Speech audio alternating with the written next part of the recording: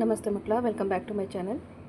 ಇವತ್ತು ನಾವು 10ನೇ ತರಗತಿಯ ಸಮಾಜ ವಿಜ್ಞಾನದಲ್ಲಿ ಸೇತುಬಂಧ ಸಾಹಿತ್ಯ ಸಾಫಲ್ಯ ಪರೀಕ್ಷೆಯ ಮಾದರಿ ಪ್ರಶ್ನೆ ಪತ್ರಿಕೆ ಉತ್ತರ ಸಹಿತವಾಗಿ ನೋಡ್ತಾ ಹೋಗೋಣ.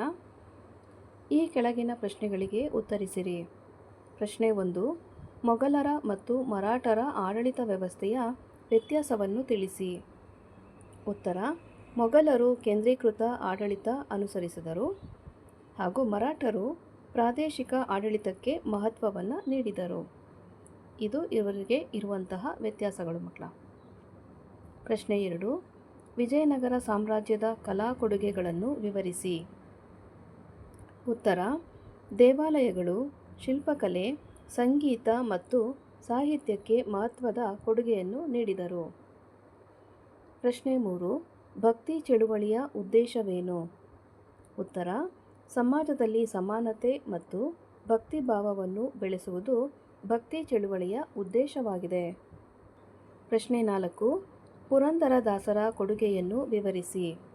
ಉತ್ತರ: ಕರ್ನಾಟಕ ಸಂಗೀತದ ಪಿತಾಮಹರೆಂದು ಪ್ರಸಿದ್ಧರಾಗಿದ್ದು ಭಕ್ತಿಗೀತೆಗಳನ್ನು ರಚಿಸಿದರು.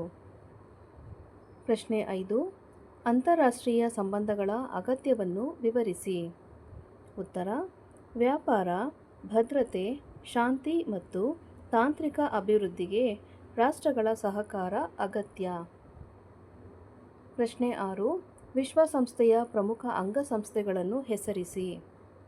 ಉತ್ತರ: ಭದ್ರತಾ ಮಂಡಳಿ, ಸಾಮಾನ್ಯ ಸಭೆ, ಅಂತಾರಾಷ್ಟ್ರೀಯ ನ್ಯಾಯಾಲಯ ಇವೆಲ್ಲವೂ ವಿಶ್ವಸಂಸ್ಥೆಯ ಪ್ರಮುಖ ಅಂಗಸಂಸ್ಥೆಗಳಾಗಿವೆ. ಪ್ರಶ್ನೆ 7. ಭಾರತದ ಆರ್ಥಿಕ ಕ್ಷೇತ್ರಗಳನ್ನು ವಿವರಿಸಿ. ಉತ್ತರ: ಪ್ರಾಥಮಿಕ, ದ್ವಿತೀಯ ಹಾಗೂ ತೃತೀಯ ಕ್ಷೇತ್ರಗಳು ಭಾರತದ ಆರ್ಥಿಕತೆಯ ಮುಖ್ಯ ಭಾಗಗಳು. ಪ್ರಶ್ನೆ 8. ಸೇವಾ ಕ್ಷೇತ್ರದ ಮಹತ್ವವನ್ನು ತಿಳಿಸಿ.